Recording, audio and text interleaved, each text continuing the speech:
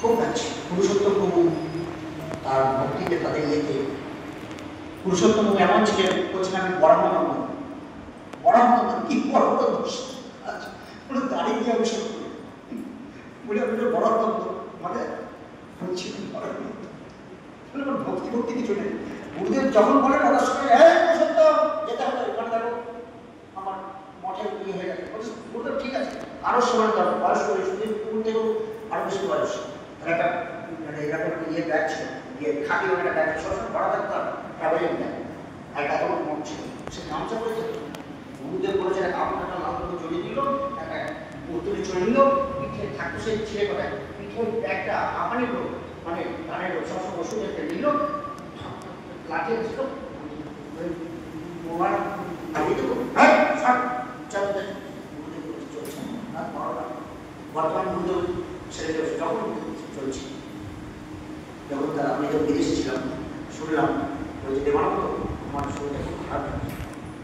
আমি নাট্যগ্রহণ নিয়েছি দেবানন্দ এসে নাট্যগ্রহণ ছেড়ে দিয়েছে সে গুরুবর্গের চরণে পড়ে চলে গেছে গুরু কি বস্তু গুরু প্রসন্ন সেই গল্পলা দেখ করতে চলে যায় পুজোবার পরিজন মহারাজ 1 মাস মহাপ্রভুর জন্য ভিক্ষা করেছে যে ড্রাইভার পাশে বসেছিল সেই এক্সপার্ট ড্রাইভার অনেক গাড়ি চালিয়েছে 8টার সময় তো ঘুমোই 1 মাস ভিক্ষা করেছে অনেক ভিক্ষা করেছে দুজনে ঘুমিয়ে পড়েছে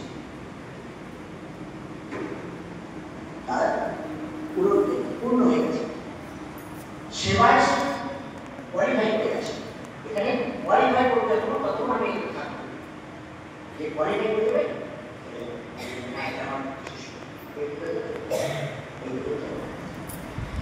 এইটা বলে সে যমরা দুগ্ধ মাধব বিন্দুমানন্দ রসম অজস্রম নিষ্কিঞ্চয় পরমহংস পুরো রসঙ্গই চুষ্টান গৃহে কথা পান করেনি কোনোদিন তুমি তাদেরকে তারাই যে মনকে দাস জীবন ভক্তি গুণ ভগবত গুণনাম ধ্যেয়ম চেতশ্চ ন স্মরতি তচ্চরণারবিন্দম কৃষ্ণায় নমো নমতি যশ্চির একদপি তান আয়ার্থম অসত অকৃত বিষ্ণুবিত্তান এই যে বলছি যত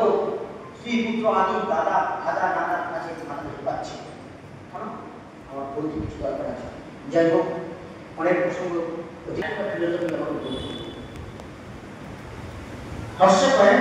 সংগ্রাম রায় করো সংকীর্তন করো উপায় সেই নামটা কি করে করবেন সেই নামে আচার্য জগতে ঘুরে বেড়াচ্ছেন আপনি তার চরণ স্থাপন করেন তার ডিসকাশন গাইডলাইন ফলো করেন আপনি sure and certain back to পারেন